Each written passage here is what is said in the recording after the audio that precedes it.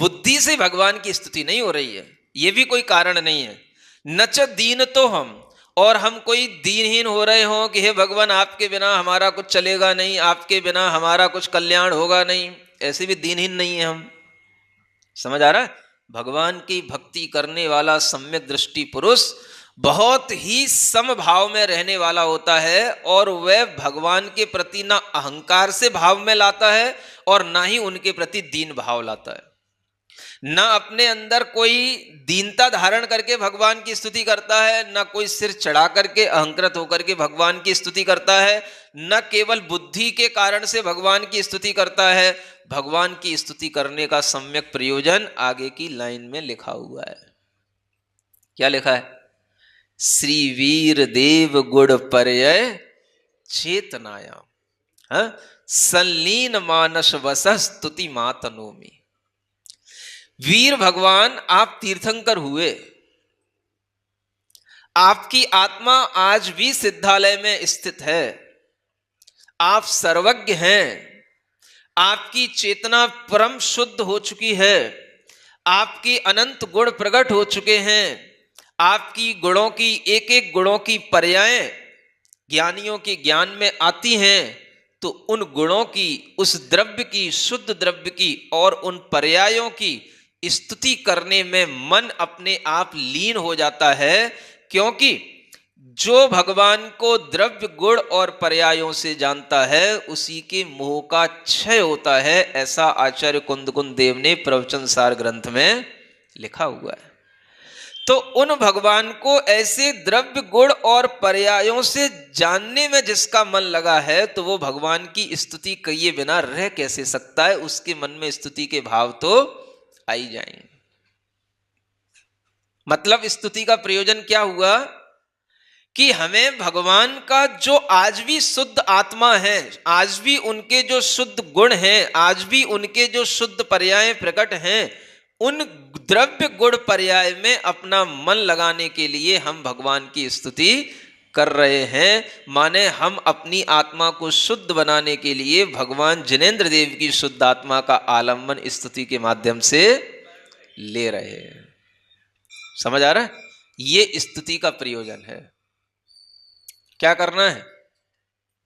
दुकान चलाना है? वो सब तो अपने आप चल जाएगी। बड़े काम का लक्ष्य बनाओ, बड़े काम करो, अपने भावों को विशुद्ध करो, बाकी सब काम तो अपने आप होता रहेगा।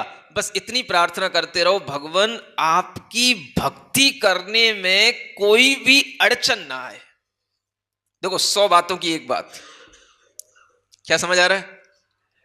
आपकी भक्ति करने में कभी कोई अड़चन ना आए, बस इतनी भगवान से प्रार्थना करो, तो देखो आपका भाव भी सम्यक बना रहेगा और अड़चनें भी दूर होती रहेंगी। अब काम भगवान का है। समझ आ रहा है?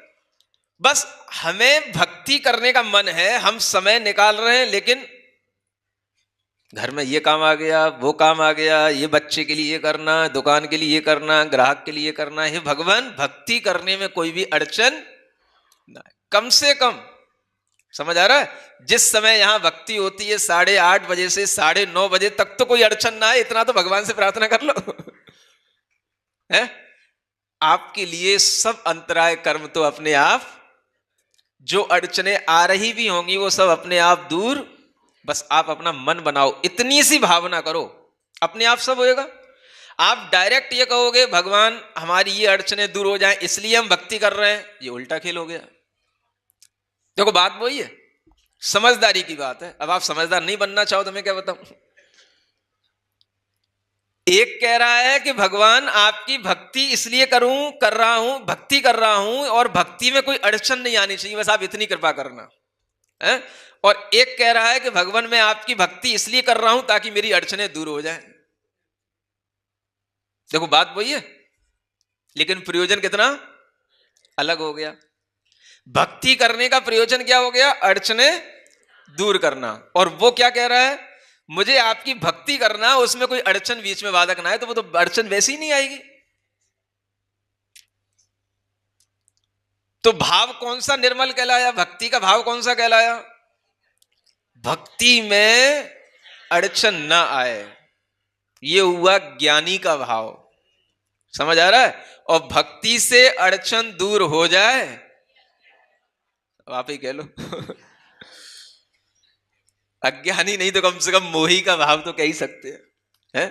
तो आप विचार करो, अपने आप हमारे ज्ञान में जब सम्यकपना पैदा होता है तो इस तरीके के भाव आते हैं। इसलिए भगवान जिनेंद्र देव के क्या, आप देव भगवान के गुण और पर्यायों में बस लीन होने का भाव करो, सब अपने आप होता रहेगा, है ना। उसी को देखो हिंदी में ही लिखा है, हिंदी नहीं पढ़ी अभी।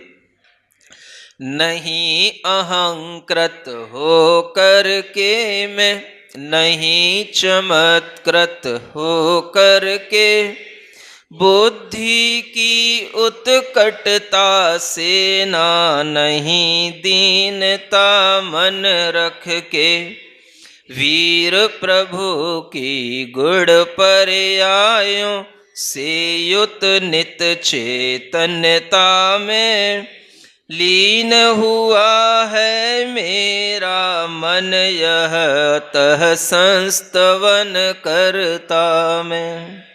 यह भगवान की स्तुति करने से पहले अपना मानस उज्जवल बनाया गया, अपने मन का प्रयोजन स्पष्ट किया गया कि भगवान की भक्ति करने का यह प्रयोजन है। आगे छंद में देखते हैं। उच्च ही कुल प्रभवता सुख साधनानि, उच्च ही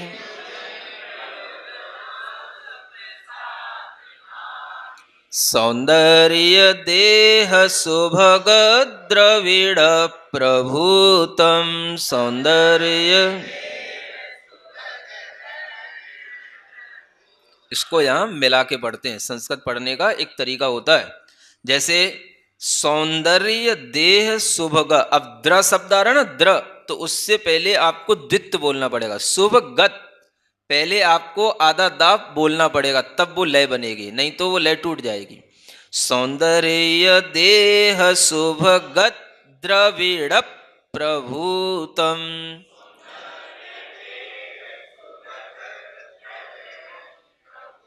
हाँ, द्रविण के बाद में भी प्रा बोलने के लिए इसी तरीके से करना। द्रविण प्रभूतम। आगे, मन्येन मोक्ष पथ पुण्य फलम प्रशस्तम,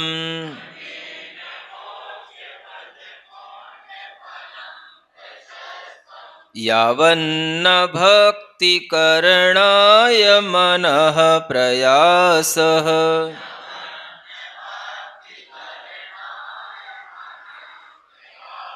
हाँ, पढ़े। उच्च ही कुल प्रभवता सुख साधनानि, सौंदर्य देह सुभग द्रविड़ प्रभूतम, मन्येन मोक्ष पद यावन्न भक्ति करणाय मनः। इसी का हिंदी में पद्यानुवाद भी पढ़ते हैं। उच्च कुलों में पैदा होना, सुख साधन सब पालेना, सुंदर देह भाग्य भी, उत्तम धन वैभव भी, मोक्ष मार्ग के लायक ये सब, पुण्य फलों को ना मानू, भक्ति करन का मन यदि होता, पुण्य फल रहा मैं जानू। देखो, ये भक्ति करने से पहले अपने मन को बिल्कुल नियंत्रित करके और मन को निर्मल बनाने के ये स्तोत्र हैं, है ना। सब जीवों के लिए पुण्य के उदय से ही क्या मिलता है? उच्च ही कुल प्रभवता, उच्च कुल में प्रभवता माने जन्म होना है। ये किससे मिला हमें? पुण्य के उदय से। सुख साधनानी, सुख के साधन मिले किसके कारण से? पुण्य के उदय से। सौंदर्य देह सुभगत द्रविड़ प्रभूतम, प्रभूत माने होता है अधिक मात्रा में। हमें सौंदर्य मिला, देह का मिला, सब सुंदर हैं, बोलो तो। नहीं मानते अपने आप को सुंदर? अरे एक दूसरे को देखते रहते हो ना इसलिए। अरे सब सुंदर है, समझ आ रहा है? जिनका भी इस कम से कम जैन कुल में जन्म हुआ है वो सब सुंदर ही होते हैं। हैं?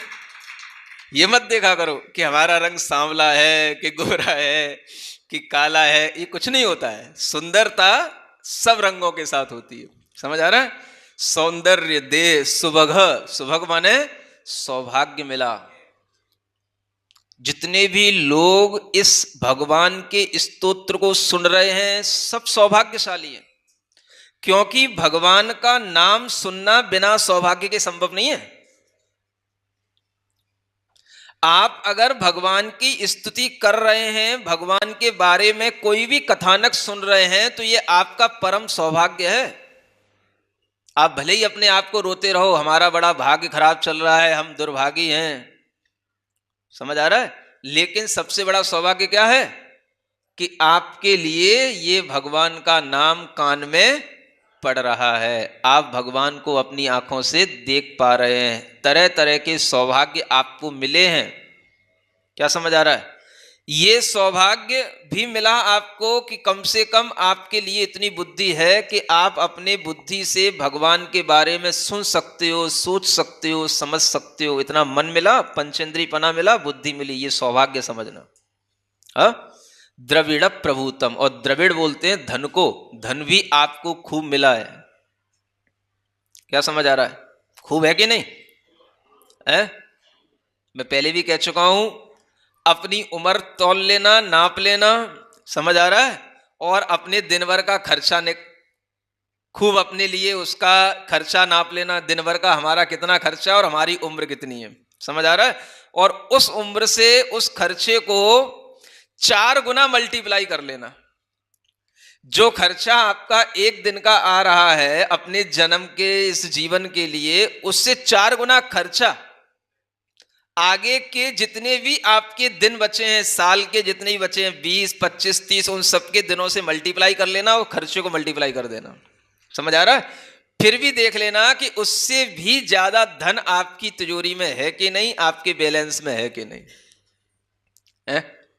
देख लेना सब लोग, समझ आ रहा है? और जितना ज्यादा हो जाए वो सब हमारे पास ला करके दे देना। क्या करोगे तुम? आप भी क्या करोगे? अपन उसको कहीं अच्छे काम में लगवा देंगे। समझ आ रहा है? तो ये आपको इसलिए जानकारी दी जा रही ताकि आपको समझ में आए कि हमारे पास में खूब है। खूब, खूब का मतलब क्या होता है? जितनी हमारी उम्र है तब तक हमारे लिए खाने पीने पहनने ओढ़ने के लिए खूब है, समझ आ रहा है? और इतना खूब होने के बावजूद भी वह पुण्य हमारे उपयोग में कब आएगा? या क्या लिखते हैं? मन्येन मोक्ष पथ पुण्य फलम प्रशस्तम। एक मोक्ष पथ के लिए पुण्य चाहिए पड़ता है, जो प्रशस्त पुण्य होता है, समझ आ रहा है? ये सब जो है आपके पास में तब तक प्रशस्त पुण्य के रूप में नहीं आएगा जब तक कि यावन्न भक्ति करणाय मनः प्रयास है। यावत माने जब तक कि भक्ति करणाय माने भक्ति करने के लिए मन में प्रयास, मन में एफर्ट उत्पन्न न हो, तब तक आपके लिए ये सारा का सारा पुण्य जो है वो प्रशस्त पुण्य नहीं कहलाएगा। सब कुछ मिला आपको, पैसा मिला, शरीर मिला, बुद्धि मिली, परिवार मिला, समाज मिली, मंदिर मिले, समझ आ रहा है? गुरु मिले, लेकिन ये सब चीजें आपके लिए कब पुण्य रूप में आएंगी? अब मान लो आपके पास सौंदर्य है, आप उस सौंदर्य का क्या करोगे? किस किस को दिखाओगे बताओ? और किसको फुर्सत है तुम्हारा सौंदर्य देखने बैठे? नहीं समझ आ रहा। आपके पास बहुत धन है, क्या करोगे उसका? किस किस को बताओगे? बताने से और रेट पड़ जाएगी। इन सब पुण्यों का क्या उपयोग है? और ये सब पुण्यों के माध्यम से यदि आपके मन में अप्रशस्त भाव आ रहे हैं, हम अपने सौंदर्य को दूसरों को दिखाएं, हम अपने धन का जलवा दूसरों को दिखाएं, तो आप क्या करोगे? उसका उपयोग गलत रूप में करोगे, पाप में उपयोग करोगे, तभी दूसरे लोग देखेंगे। समझ आ रहा है? बेटे की शादी होगी, कर दो 50-50 लाख एक नाइट में खाने के लिए, भोजन के लिए, सब उड़ा दो।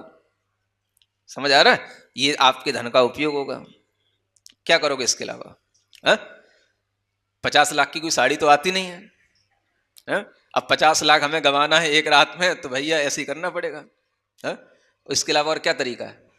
तो आपका कोई भी पुण्य प्रशस्त भी अगर होगा तो कैसे होगा? आप उस पुण्य का उपयोग अगर डाइवर्ट करोगे, अपने आप को भक्ति के भावों से, भगवान की भक्ति में अपनी चीजें लगाओगे, तो आपके पुण्य का सदुपयोग होगा। आपका सौंदर्य भी सदुपयोग को प्राप्त होगा कि देखो इतना सुंदर होकर के भी भगवान की भक्ति कर रहा है। क्या समझ आ रहा है? इतनी बुद्धि होने के बावजूद भी भगवान की भक्ति में मन लग रहा है, तो समझो वही सबसे अच्छी बुद्धि है, वही सबसे अच्छा रूप है और वही सबसे अच्छा सौभाग्य है। क्या समझ आ रहा है? आप क्या सुन रहे हो? आखिर भगवान तीर्थंकर हैं, सुंदर हैं, समझ आ रहा है? तो उनके भक्त क्या वैसे बेरूप होते हैं क्या? है? जब भगवान तीर्थंकर इतने ज्ञानी हैं, सर्वज्ञ हैं, तो उनके भक्त क्या बिल्कुल अज्ञानी होते हैं क्या? है? तीर्थंकरों से जुड़ने वाला पुण्य वाला ही होता है, ज्ञान वाला ही होता है, रूप सौंदर्य सब प्रकार के पुण्य धारण करने वाला होता है, तभी उनकी भक्ति कर पाएगा वो। क्या समझ आ रहा है? ये दीन दरिद्रों के काम नहीं है। उनके लिए दूसरे दुनिया में देवी देवता हैं, दीन दरिद्री बने रहे वे। ये तीर्थंकर भगवान है। समझ आ रहा है? इनकी भक्ति करने वाले के पास में ऑलरेडी सब कुछ होता है, लेकिन फिर भी वो सब कुछ देख करके सोचता है भगवान के आगे हमारे पास कुछ भी नहीं है। समझ आ रहा है?